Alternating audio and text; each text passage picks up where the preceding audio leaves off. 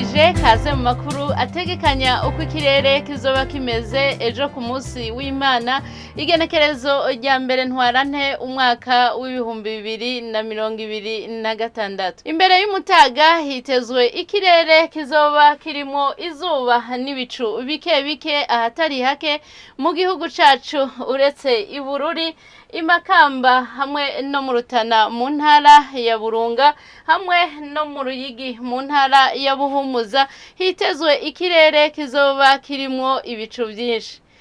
Ibipimo vy'ubushuhe bizoba biri hasi kurusha ahandi bikazokwibonekeza mu Kayanza mu ntara ya Butanyerera kuri °C 13. Inyuma y'umutaga mu ntara zose zigize igihugu cacu hakaba hitezwe imvura.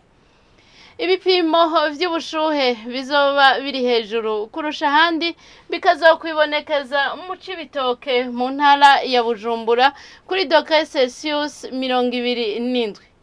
Hitezwe yuko izuba rizoseruka igihe c'isaha 12:09 z'agatondo riheze rirenge igihe c'isaha 12:19 z'umuhingamo. Nuko rero aha niho hagarukiye amakuru y'ikirere mwateguriwe n'ikigo Ijebu.